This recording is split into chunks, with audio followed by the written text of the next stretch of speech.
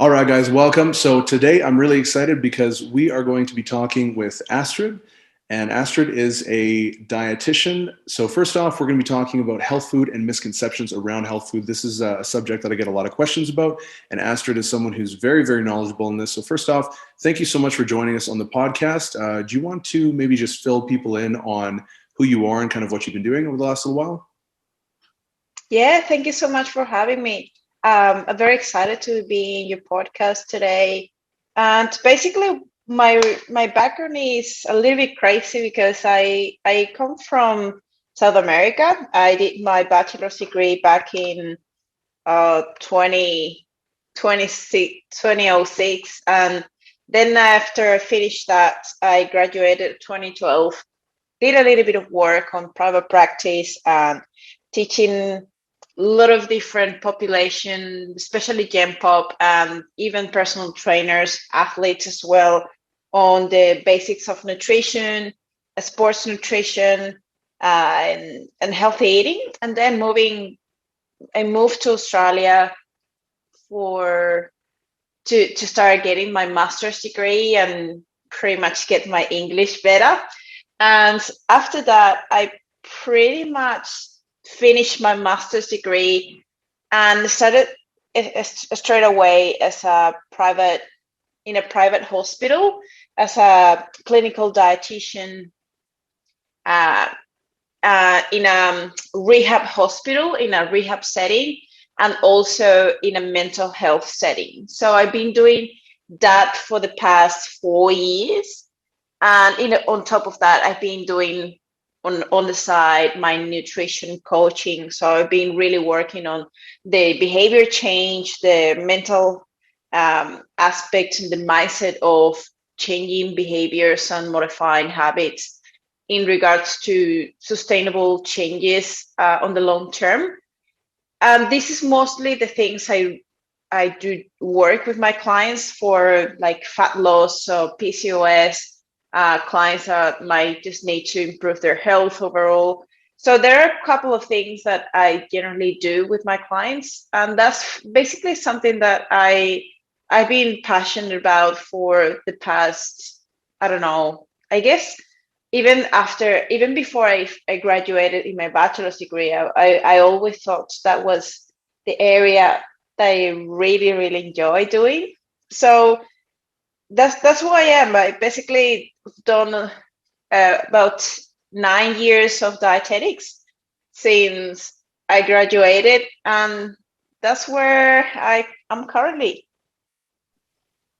That's awesome. And I think it's really unique as well that you have that clinical experience because so much of that does carry over into real world coaching scenarios where you see people with, you know, either disordered eating, like full blown disordered eating behavior, or things that are potentially going to be a precursor to that type of behavior. And so I feel like it's something that's becoming a little bit more pervasive within the industry where we have, individuals like yourself who do have that kind of clinical side coming in and offering just better information and better resources so that people can, coach themselves and or their athletes and get much better results and kind of understand that more intrinsic psychological component to diet and food.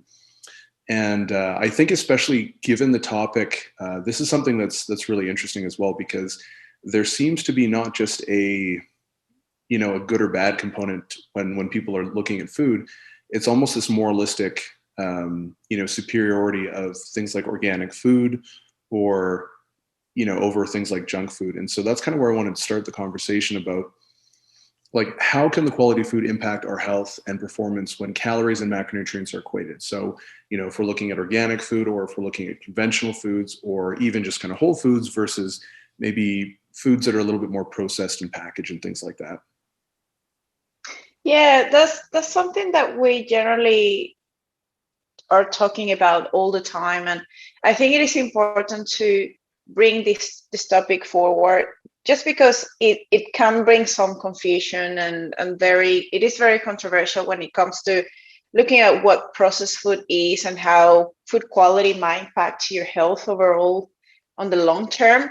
I think it really depends on the goal when we think about the client's goal and what is the time frame we're looking at when it comes to incorporating these type of foods? I'm a person who likes balance, and I think every single human likes some junk food every now and then. So I think it is important to sort of really think about what the main goal is, what is the health status of that person to begin with, and what is the proportion of that sort of highly processed foods that can be part of a healthy diet. So for me, all food fits. It's just how much, how frequent, and the dose pretty much makes a poison when it comes to certain things in terms of highly processed foods, or I don't know whether you mentioned sometimes conventional versus organic. For me, it is a topic that I really want to sort of bring some light into, but at the same time, just bring some peace as well, because I think there is a lot of stress when someone goes and they are not necessarily eating a organic food because they seem to they've been told that organic seems to be more superior, healthier, and people there then just become a little bit anxious and stressed about like how much food quality could be impacting my goals and things like that. So if we defined the specific goals of the person, let's say, let's talk about fat loss, for example, or body composition. The food quality by itself, as you mentioned, when calories and protein are equated, I don't think they make much of a difference on the short term, but it might make the journey a little bit more difficult if we're talking about incorporating a lot of highly processed foods that is still fitting your macros. So when I say that, I talk about like some nutrient deficiencies, or like there's no fiber in it, or there's no good hydration, or some adequate amount of the composition of other sources, like the type of fats you're eating, the type of carbohydrates, the satiety levels that certain foods provide. So when we think about this, it is important to sort of look at the whole benefit of having foods that are more nutrient dense, more nutritious, that bring that benefit in addition to just the flavor, the taste. And generally, sometimes when we think about very highly processed foods, we think about the combination of fat and sugar and salt. The three together are called the bliss point, which makes sometimes harder to sort of stop in a small portion size. You sometimes might want to go a little bit further and eat much more than you think you are. So it is a double-edged sword. You might enjoy it very, very much, but at the same time, you might be having problems sticking with the smaller portion sizes, or really getting adequate amount of satiety out of it. So when we think about also now the goal of health overall, health long term, there seems to be not much of an issue if you incorporate these foods in a smaller amount. So I always like the rule of 80-20. So as long as your 80% of your diet is based on whole foods, nutrient dense, high protein, high fiber, a lot of different micronutrients and variety of vegetables and fruit in your diet, you probably might go well still if you add certain highly processed foods in your diet, and you should be okay. So it is more, as I said, the frequency and the amount that you consume that can bring some problems on the long term. As long as they don't become your main source or your only source of nutrition, there's the only problem where I would see health would be compromised on the long term. So as sort of to summarize, for short term, a smaller like if you did aim for fat loss, or like even muscle building or whatever it is about body recomposition, I don't think having a bigger portion from highly processed foods, you might get a lot of troubles health wise, but you will have a little bit of a harder journey to get there. As long as long as you are matching calories and protein. Now, health wise, you want to sort of aim for that balance of 80-20, and that pretty much pay attention to how much, how frequent, and how often you having those foods in your diet. So I guess, I don't know if that responds or answers your question. Did I miss something? No, I think you did a pretty comprehensive rundown of just kind of the general conversation as well. Like, I think one of the big things that the big takeaways from what you mentioned was a lot of the times these conversations happen at the extremes, where people are like, "Oh, junk food is so bad. Look, everyone's obese because they eat McDonald's all the time." Where that's not necessarily an accurate representation of, quote unquote junk food. It's a quantity issue. And you mentioned earlier dose response relationship. And I think it's a little bit difficult sometimes for people to kind of understand that and quantify it a little bit. Whereas the reverse, they can understand as well. So if I say, hey, if you have one slice of pizza, it's not that bad. A lot of people really have a strong kind of objection to that, even if they conceptually can understand, the concept of dose response relationship. Whereas if I were to turn that around and say, okay, well, what if you were to eat 10 pounds of broccoli? That's probably not going to be very good for you. That's probably going to cause a whole lot of GI distress and, probably make you pretty ill, right? And so people can kind of understand that. And I find that when you start taking, people definitely need to understand the extremes, but then when you kind of start narrowing it in a little bit more into what you would see is a little bit more indicative of individual behavior on a regular basis, where it's like, hey, you know what, I'm going to have a little bit of chocolate here and there, or maybe I'm going to have mocha, whatever. I don't actually drink coffee, so I don't really know what they're called, but one of those fancy Starbucks drinks or something like that.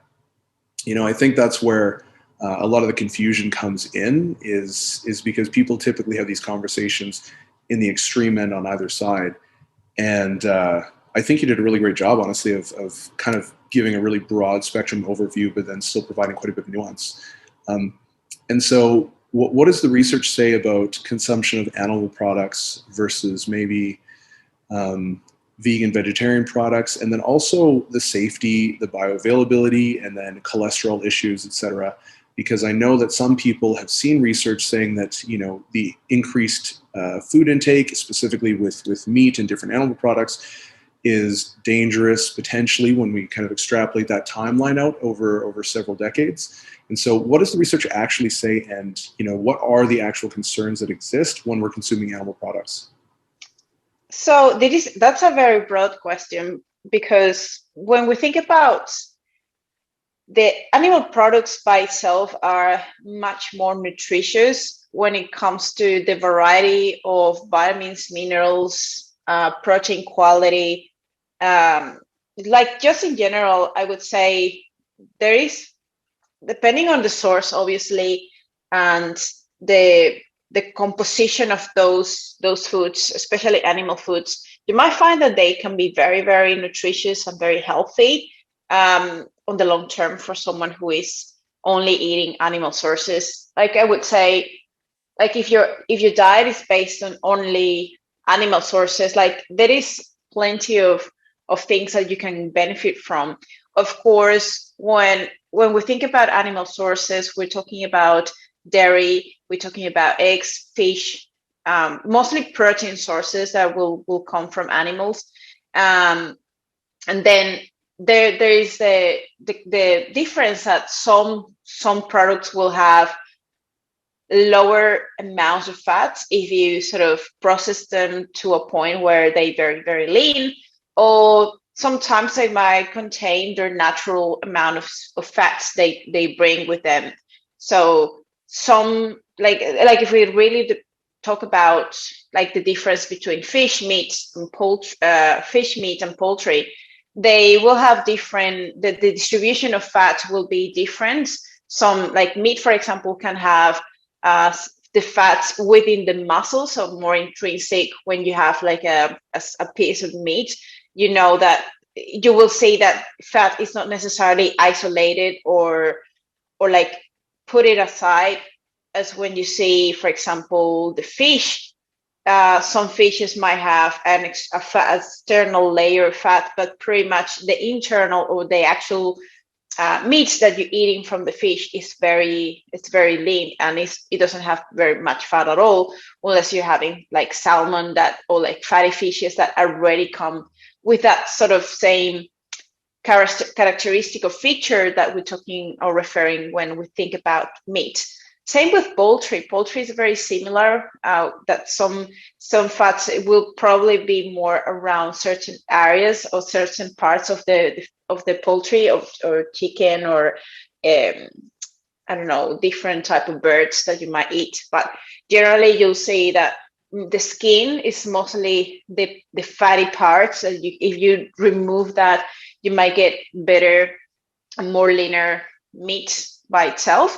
But generally, I think that balance again comes to my conversation. And it's not about eating only one thing or just going to the extreme like carnivores, so they only eat meat.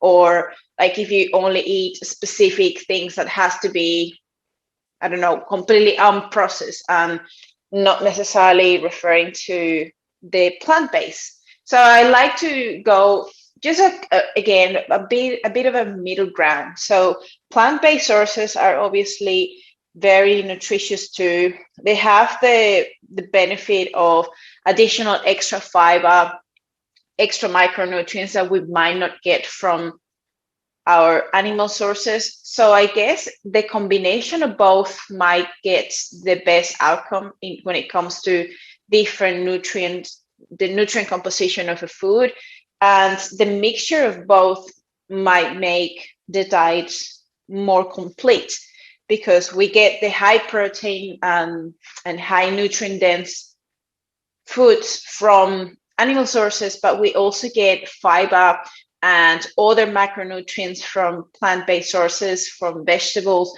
from fruit. We get from some whole grain sources. So the combination of those all together is what makes a diet balanced and complete. I guess it is more to get back to what the person is like prefers and what the person enjoys eating, but it's always trying to find a little bit of a balance of how can we incorporate the majority of your nutrition coming from all different sources. So it is a little bit of a combination of those. Now, you mentioned cholesterol and saturated fat, and again, this pretty much can come from the animal source base more than the plant-based, although you might get some plant-based sources that might contain still saturated fats that can have still the same impact as if you were eating animal sources. For example, coconut oil, or I don't know, the other specific fats that you might get from plant-based. You can still get the same effect when it comes to consuming saturated fats. And we know that research, it is very strong in saying that saturated fat definitely is one of the main risk factors that can increase your LDL cholesterol. So it's really paying attention to, again, the quantities, how much you're eating on a regular basis of these. Guidelines suggest that you don't go over 10% of your total calorie intake coming from saturated fats, regardless of the source.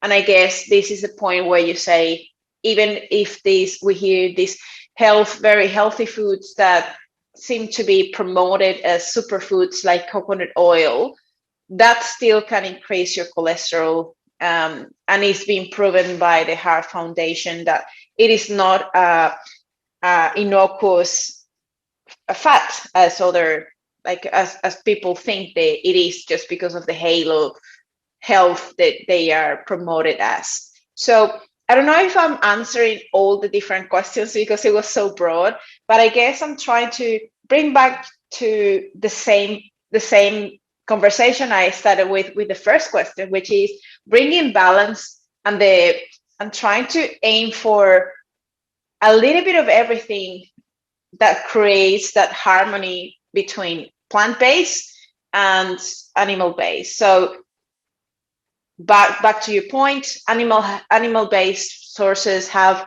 of course, their place, and they are nutritious, they are important, but we also know that plant-based have their place as well, and they pretty much all together they complement each other.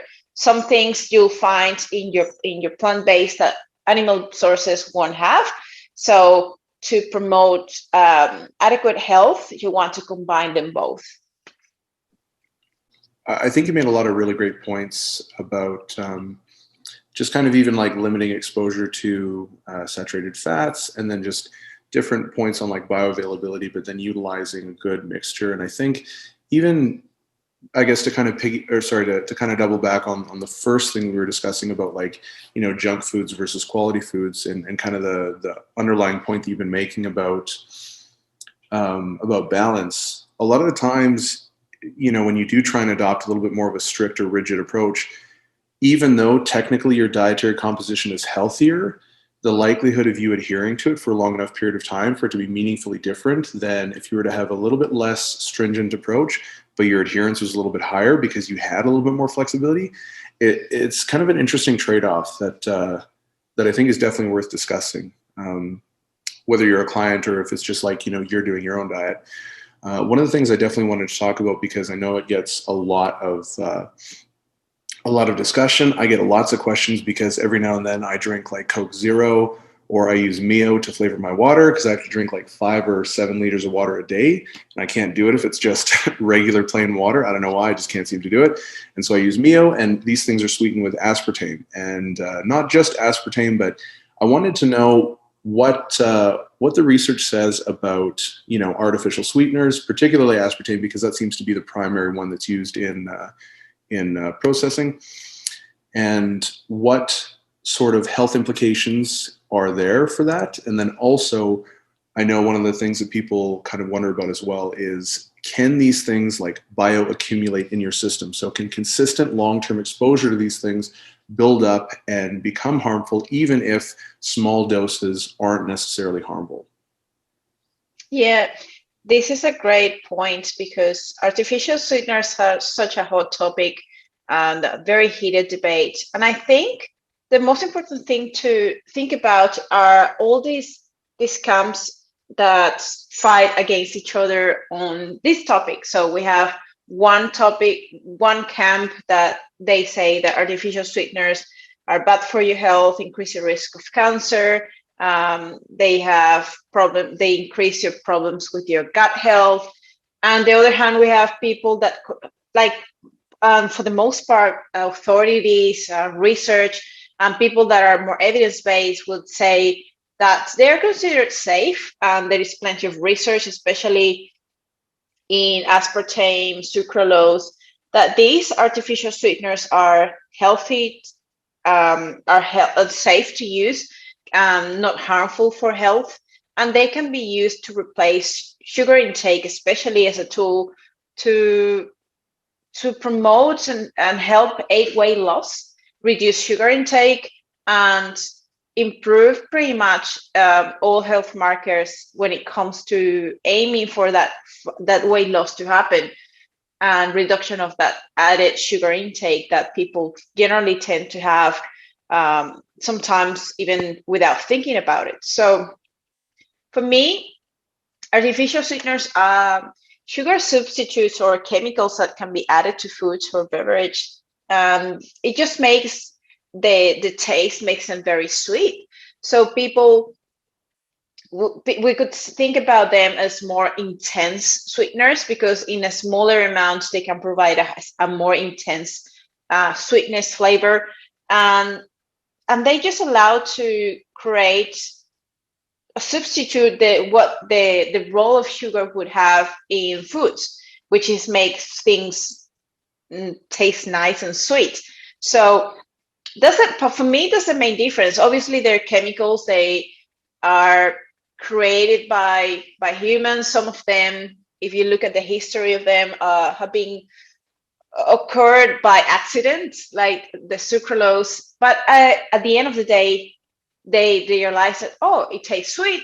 What about if we use this as a replacement for sugar? And scientists realized that they could do that, and they started doing research on what would be the safe level for them to be consumed, to say, well, what is the adequate intake? What would be your like your upper level that you don't go over that and then could cause toxicity?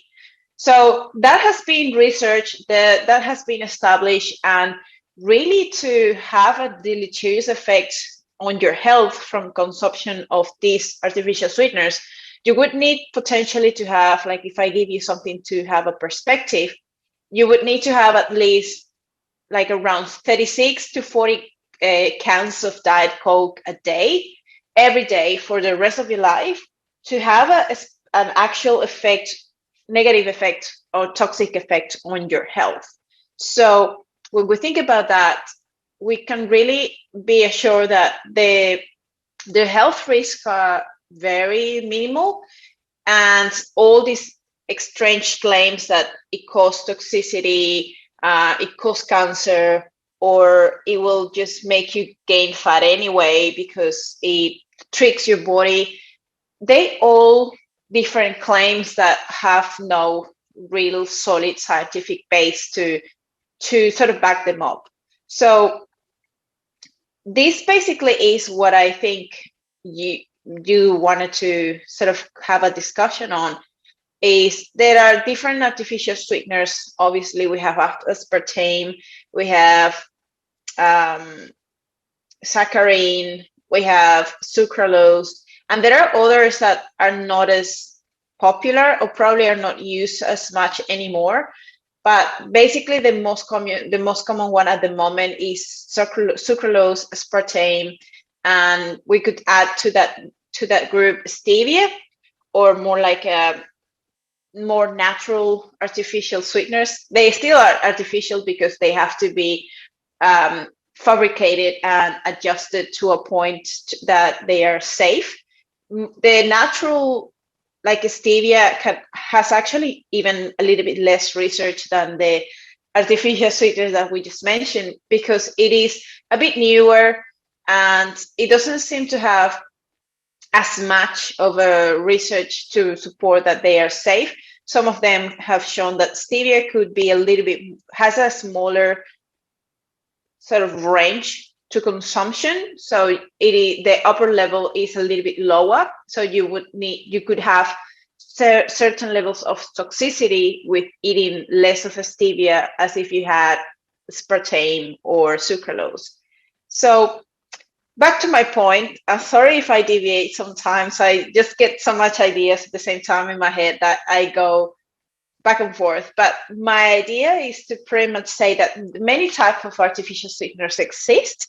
Not all of them might be approved in certain countries, but for the most part, the most relevant or the most consumed and worldwide recognized are sucralose, aspartame, and we can add there, I don't know, stevia if you wanted to.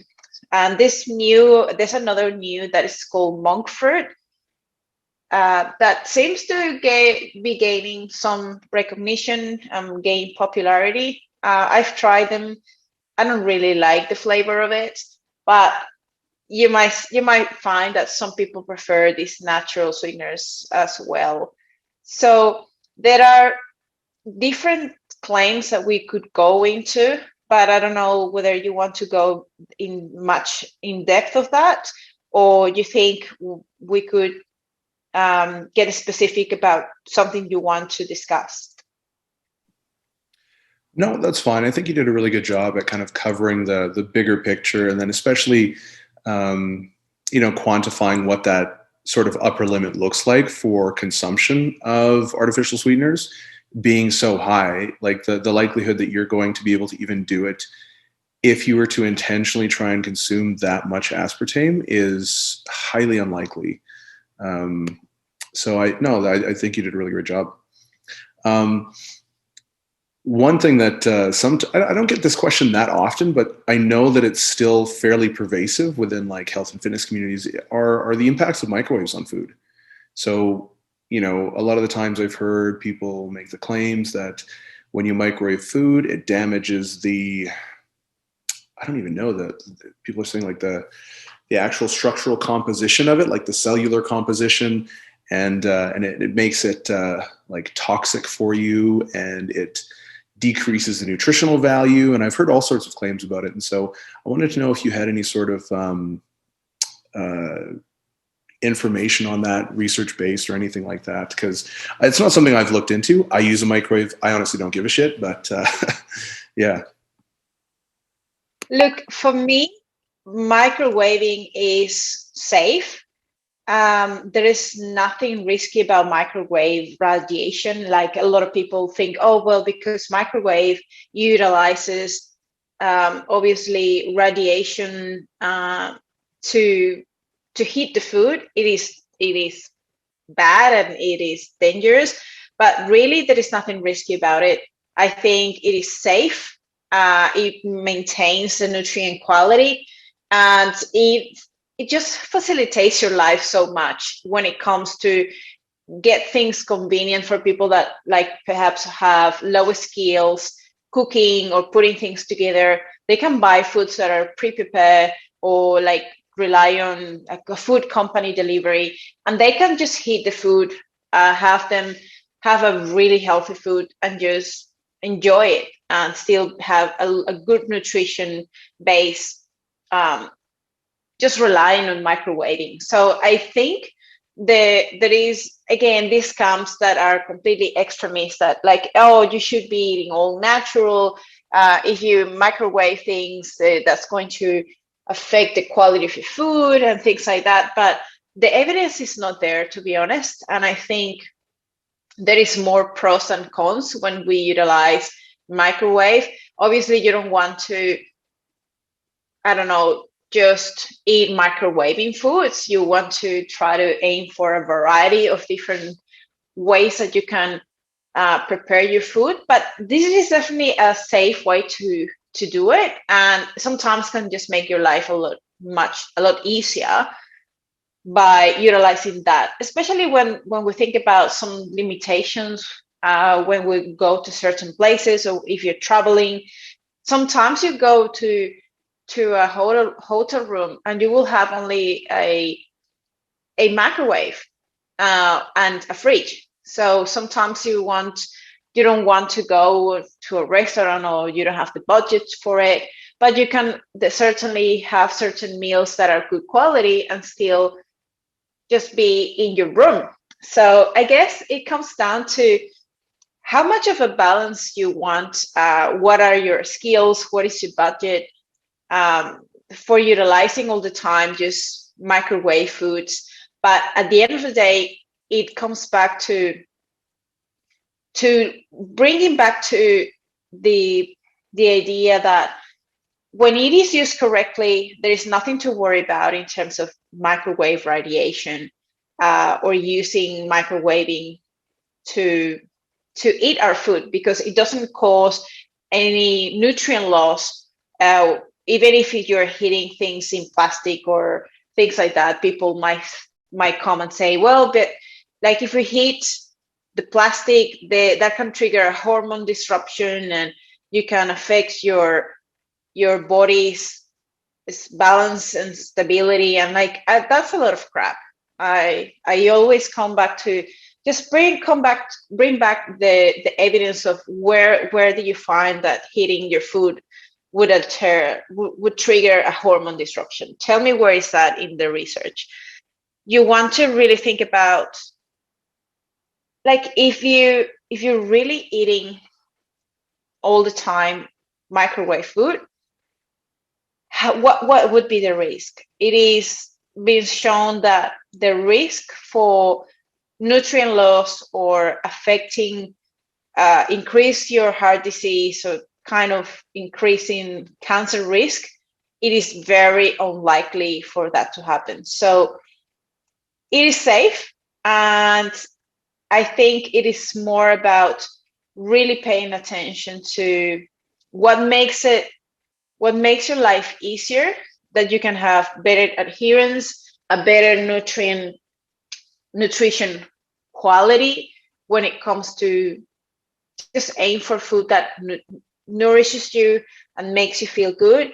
And I think it comes back to that. So stop thinking that everything that you eat that is not natural, necessarily extracted from the root of the soil, or getting that from, I don't know, a tree or something like that, is going to be only healthy if it's that way. You can have processed foods that are safe and completely perfect for your health. So yeah, I think that's my answer. I don't know if I did miss something, but I guess the most important thing is looking at the radiation that people might be worried about on nutrient loss. And I think the point of the research is that it is safe and there's nothing to worry about. And no, I'm definitely glad that you touched on the plastic as well, because that was one that I didn't bring up. I kind of forgot, but now that you mention it, it's definitely something that I've heard as well.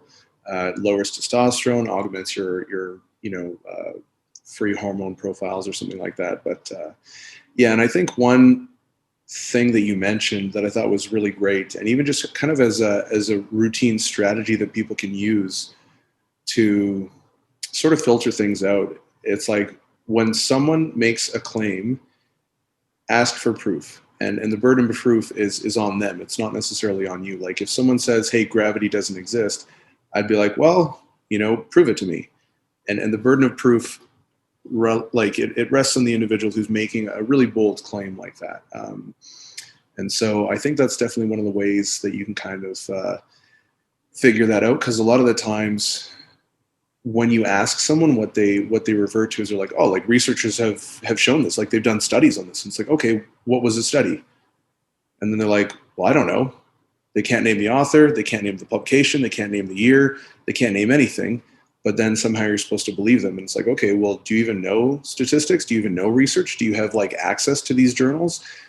And really quickly you start to realize that a lot of it is just, like you were mentioning a moment ago, the naturalistic fallacy, where there's this sort of underlying perception that if it's natural, it tends to be inherently good for you, and if it's unnatural or if it's man-made, that it's inherently detrimental. And that's not necessarily the case. And I mean, right now, this is kind of ironic because we're, streaming our consciousness over the internet right now because of technology. And I don't think anyone would say that this is bad or evil or detrimental or anything like that. But then when it comes to food, suddenly we kind of shut off that part of our brain that's a little bit more objective.